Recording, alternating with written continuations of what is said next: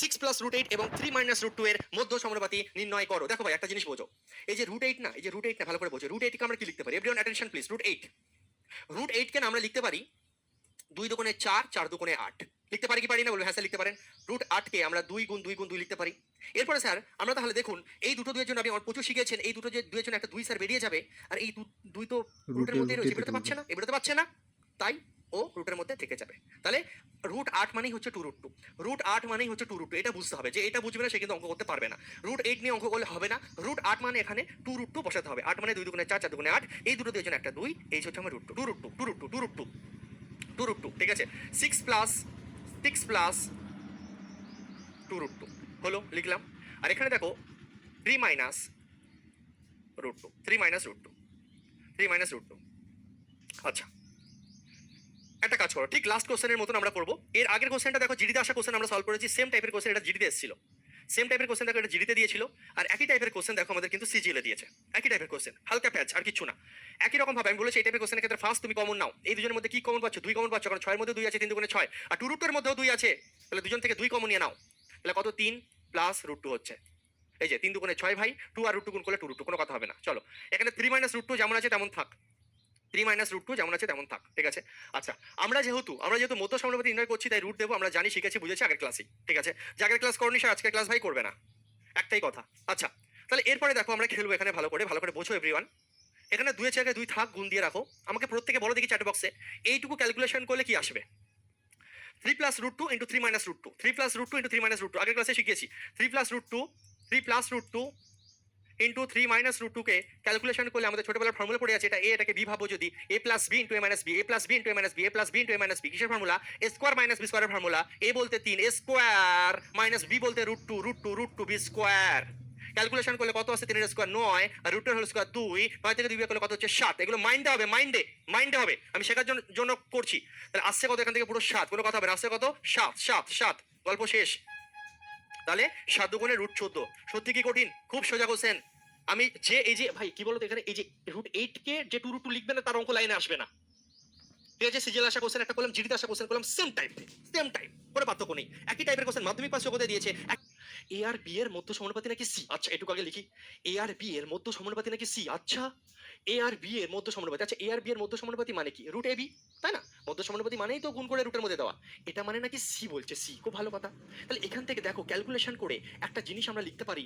এই ভাই রুটটা তাড়ানোর জন্য না, যেমন দেখো ভাই, রুট 3 হোল স্কোয়ার করলে রুট চলে যায়। রুট 3 হোল স্কোয়ার করলে শুধু 3 হয় না? রুটটা দেখো চলে যাচ্ছে, রুটের হোল স্কোয়ার করলে রুট চলে যায়, রুটের হোল স্কোয়ার মানে শুধু 3, রুটের হোল স্কোয়ার করলে রুট চলে যায়। ঠিক তেমন তুমি ভাবো, এই রুটকে বেটা তাড়ানোর জন্য, এই রুটকে তাড়ানোর জন্য মনে মনে আমরা উভয় দিকে না ভাই বর্গ করব। উভয় দিকে আমরা কি করব? বর্গ করব। উভয় দিকে বর্গ করব ভাই। উভয় দিকে বর্গ করলে কি হবে বলো তো? উভয় দিকে বর্গ করলে কি হবে? উভয় দিকে বর্গ করলে এই রুটটা চলে যাবে, এখানে শুধু a ইন্টু বি হয়ে যাবে, মানে এবি হয়ে যাবে। বুঝতে পারলে? এখানে কি হয়ে যাবে? এবি হয়ে যাবে। রুটের হোল স্কয়ার করে রুট চলে যায় ভাই, এ গুণ বি এবি। হ্যাঁ, আচ্ছা, আর এদিকে কি হয়ে গেল? C square. এটা মাইন্ডেই সম্ভব, শেখানোর জন্য আমি লিখলাম। তার মানে রুট এবি মানে সি। তুমি এর পরের বার থেকে মাইন্ডে এইভাবে করো। আচ্ছা, রুট এবি মানে হচ্ছে স্যার সি। তার মানে স্যার যদি উভয় দিকে বর্গ করি স্যার, এদিকে রুট চলে যাবে স্যার, এবি হবে, আর এদিকে স্যার স্কয়ার হয়েছে সি স্কয়ার হবে। এবির মান স্যার সি স্কয়ার, বুঝে গেছি স্যার। এবির মান স্যার সি স্কয়ার। এটুকু ক্লিয়ার? বলো হ্যাঁ স্যার ক্লিয়ার। এরপরে দেখো অঙ্কের সেকেন্ড পার্ট। অঙ্কে আরেকটা ভাগ দিয়েছে, এখান থেকে দেখো বলছে এ স্কয়ার সি এবং বি স্কয়ার সি এর মধ্য সমানুপাতি কত? ভালো করে বোঝো। তোমাকে এটা দিয়েছে অঙ্কে, বলছে এটা মশলা, এই রান্নাটা করে দেখাও। তোমাকে বলছে এ স্কোয়ার সি এবং বি স্কোয়ার সি এর মধ্য সমানুপাতি। আচ্ছা, আরেকবার তাহলে মধ্য সমানুপাতি বের করি।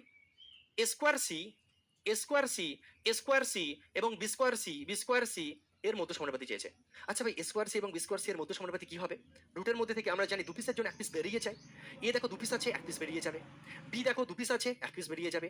সিও দেখো সি আর সি গুণ করলে সি স্কোয়ার, মানে সি 2 পিস আছে, 1 পিস বেরিয়ে যাবে। মানে আলটিমেটলি আসছে কি? এবিসি। কি আসছে? ABC, ABC. কি আসছে? এবিসি। কি আসছে? এবিসি। বা তুমি এইভাবে লেখো, দরকার হলে এ গুণ বি গুণ সি। ভাই সোজা হিসাব।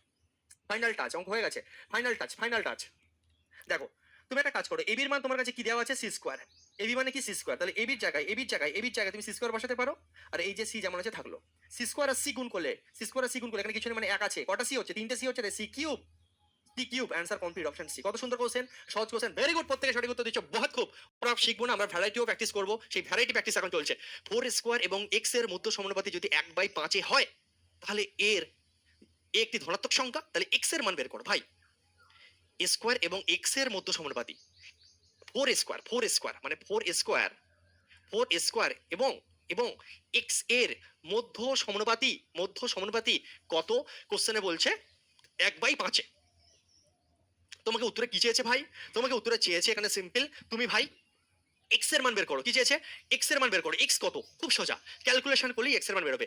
একটু আগে আমার চ্যাম্পিয়নরা শিখেছে যে রুট থাকলে উভয় দিকে মনে মনে বর্গ করবো। একটু আগে শেখালাম রুট থাকলে উভয় দিকে বর্গ করব, উভয় দিকে বর্গ করব। বর্গ যখন আমি করব এদিক থেকে রুট উঠে যাবে, এখানে কি বেঁচে থাকবে? 4² ইন্টু এক্স, মানে এক কথায় আমি লিখতে পারি 4² এক্স।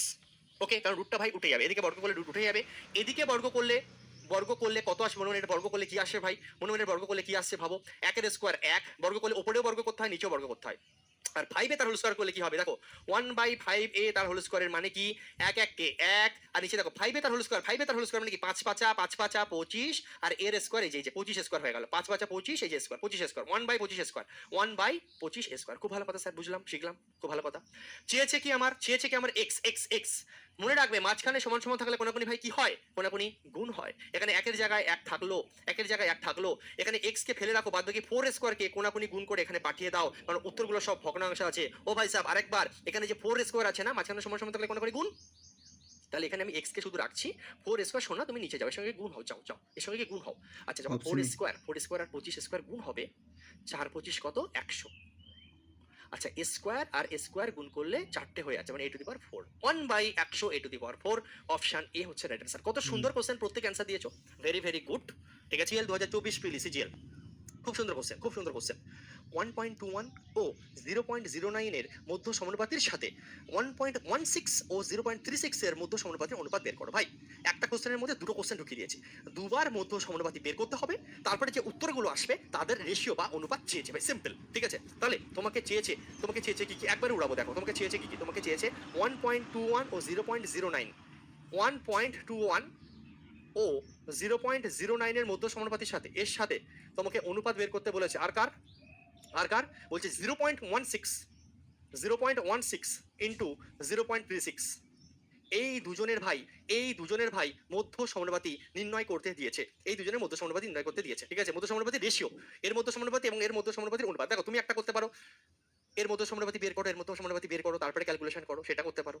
ডাইরেক্ট প্রথম থেকেই ক্যালকুলেশন শুরু করতে পারো, তুমি এইভাবে খেলতে পারো। দেখো মনে মনে ভাবো, যেহেতু রেশিও আছে, এইদিকে রুট আর এদিকে রুট কেটে গেল, এখানে দেখো 2 ঘর আগে দশমিক, এখানে দেখো 2 ঘর আগে দশমিক উঠে গেল, এখানে দেখো 2 ঘর আগে দশমিক, এখানে দেখো 2 ঘর আগে দশমিক উঠে গেল, রুটও কেটে গেল। তবে মানে রেশিও বের করছি না, রেশিওর সময় সেম জিনিস আমাদের কেটে যাচ্ছে। তাহলে থাকছে কি? আমরা দেখছি এইভাবে হয় কিনা, 121 ইন্টু এখানে বেঁচে আছে 9, আর এদিকে অনুপাত করলে বেঁচে আছে 16 ইন্টু 36। ঠিক আছে, 16 ইন্টু 36। তাহলে আমরা কাটাকুটি করে দেখি, 4 9 36। ঠিক আছে, আচ্ছা 4 9 36 হয়ে গেল। আর কিছু আমাদের যাচ্ছে। আচ্ছা, আমাদের একটা কাজ এখানে করতে হবে, বুঝলে? এইভাবে ডাইরেক্ট করলে, যেহেতু মধ্য সমানুপাতির ব্যাপার আছে, আমরা মধ্য সমানুপাতিটা একটু বের করে নিই, নাহলে না আমাদের অ্যান্সারটা মেলাতে অসুবিধা হবে। কারণ যেহেতু মধ্য সমানুপাতি বের করে তারপর অনুপাত চেয়েছে, ঠিক আছে? একটু মধ্য সমানুপাতিটা আমরা বের করে নিই, তারপর আমরা খেলছি। দেখো এটা যদি মধ্য সমানুপাতি আমরা বের করি, দেখো সিম্পল আগে সাজালাম, কোশ্চেনে যেমন দিয়েছে সাজিয়ে নিলাম। এরপর দেখো এটার মধ্য সমানুপাতি বের করো, এটার মধ্য সমানুপাতি বের করো। এটা যদি তুমি মধ্য সমানুপাতি বের করো, তাহলে কত আসবে? দেখো 1.21, 11 স্কোয়ার 121 হয় না? আগের ক্লাসে শিখিয়েছি। তাহলে এটাকে তুমি কি লিখতে পারবে?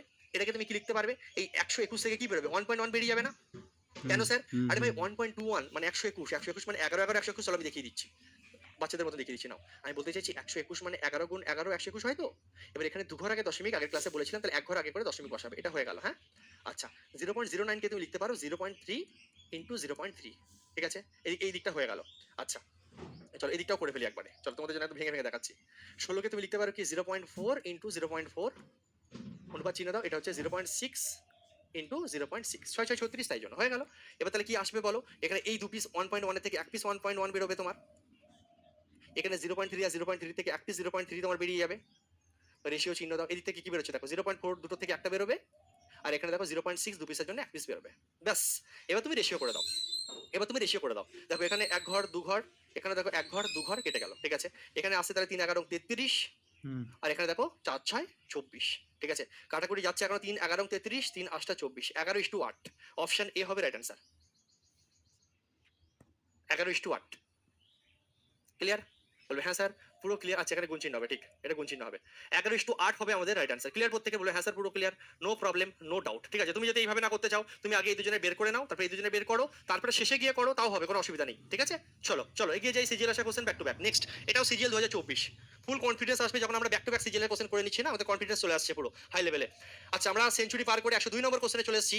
মনে মনে একবার হাততালি দিয়ে দাও, তুমি 100টা কোশ্চেন শিখে গেছো। নেক্সট চলো, যদি পি এবং কিউ এর মধ্য সমানুপাতি 12 হয়, তবে পি এবং কিউ এর সম্ভাব্য মানগুলি যথাক্রমে কি কি হতে পারে? এর থেকে সোজা কোশ্চেন হতে পারে না। পি এবং কিউ এর মধ্য সমানুপাতির মান 12, তাহলে তুমি বলতে পারো পি ইন্টু কিউ এর মান 12। মধ্য সমানুপাতি পি এবং কিউ এর মধ্য সমানুপাতি যদি 12 হয়, তাহলে আমি বলতে পারি p into root p into q মানে 12। তাহলে এখান থেকে আমরা জানি, শিখেছি, বুঝেছি, রুট তাড়াতে গেলে বারবার শেখাচ্ছি রুট তাড়াতে গেলে কি করব?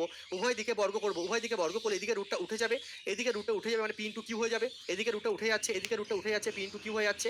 আর এদিকে যদি মনে মনে বর্গ করো 12 স্কোয়ার কত? 12 স্কোয়ার মানে 12 গুণ 12 কত হয়ে যাবে? 144। এইটুকু এনাফ অঙ্কের অ্যান্সার আনার জন্য। অঙ্কে কি চেয়েছে? পি এবং কিউ এর সম্ভাব্য মানগুলি যথাক্রমে কি কি হতে পারে। অর্থাৎ আমাকে দেখতে হবে কোন অপশনে গুণ করে 144 আসে, কারণ পি আর কিউ গুণ করে 144 আসবে। এরা বলছে প্রত্যেকটা নাকি পি কিউ, প্রত্যেকটাই পি কিউ। আমি দেখবো যে অপশনে 144 আসছে ভাই, সেটাই সম্ভাব্য মান। সেটা সম্ভব কি? সেটাই শিওর মান। কারণ এখানে যদি 144 আসে, আমার এখানে পি ইন্টু কিউ নিতে হবে।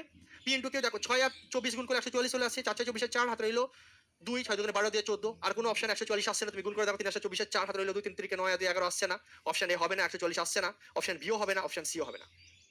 ঠিক আছে, তাহলে অপশন সি হয়ে গেল রাইট অ্যান্সার।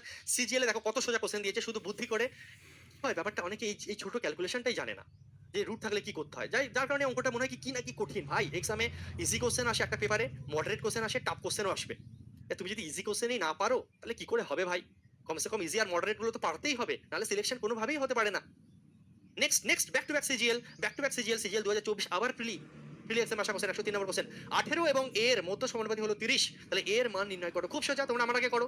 18 এবং এ এর মধ্য সমানুপাতি, 18 এবং এ এর মধ্য সমানুপাতি কত বলছে নাকি 30। চেয়েছে ভাই কি চেয়েছে? বলছে যে এ এর মান নির্ণয় করো। এ চেয়েছে, অঙ্কে এ চেয়েছে। তাহলে একটু আগে শিখেছি, বুঝেছি, বারবার একই টাইপের কোশ্চেন করাচ্ছি। ব্যাক টু ব্যাক সিজিএল আসা কোশ্চেন। রুট তাড়াতে গেলে বাবা এদিকে স্কোয়ার, মনে মনে এদিকেও স্কোয়ার। এদিকে যদি রুট তাড়াই তাহলে রুট চলে যাবে, এখানে 18 গুণ এ বেঁচে থাকবে। আর এদিকে যদি মনে মনে স্কোয়ার করি, 30 এর স্কোয়ার কত হয়ে যাবে? 900। কোনো কথা হবে না, 3 3 না, দুটো শূন্য হয়ে যাবে। তাহলে এরপর যদি কাটাকুটি করি, এর থেকে সহজ কোশ্চেন হতে পারে না। 18 দিয়ে যদি আমি কাটি, 5 18 90, এই যে একটা শূন্য, এর মান হয়ে গেল 50। বলো বলো, কোনো কথা হবে? কোনো কথা হবে না, শুধু দেখবো আর ঝড় তুলবো। Option D right answer, option D right answer. Next question, আমাদের মধ্য সমানুপাতি শেষ হয়ে গেছে। ঠিক আছে, এইটুকুই আমাদের মধ্য সমানুপাতি ছিল। আচ্ছা, প্রত্যেকে থ্যাংক ইউ সো মাচ যারা প্লে